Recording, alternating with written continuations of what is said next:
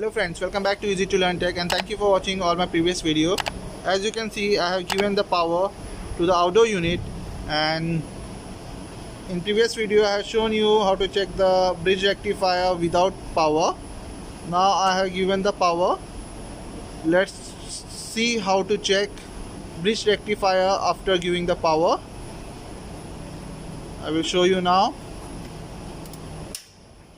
As you can see here, this is the line in, blue, yellow and red. These three are the line in AC current here, and this red one and this black one is DC.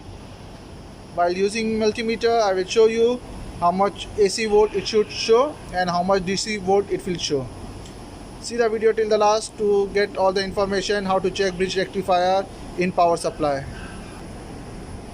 Now you can see this is our multimeter, and our multimeter we have to put on the voltage, and it's voltage here. And first we have to check AC current. You have to confirm here it's written DC here.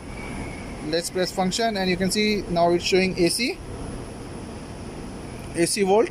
This is the 3-phase supply which is coming from the power filter board, and this is all our AC current. And already I have set our multimeter on AC volt. And first we have to check blue and yellow wire, and in blue and yellow you can see it showing 408. Then next we have to check red and blue. In red and blue also you can see it showing 408. Then we have to check yellow and red. In yellow and red also it's showing 409. It means the AC current what is coming to our rectifier is good. And now we have to check on DC. Set the meter on DC, and on DC we have to check these two, red and black. And let's check now. And now on DC it's showing 578. It means the bridge rectifier is good.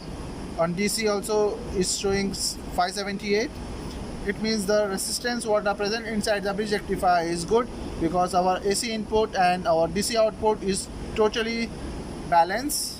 It means our bridge rectifier is good. Thank you for watching my video. If you like my video, please like, share and subscribe to my channel.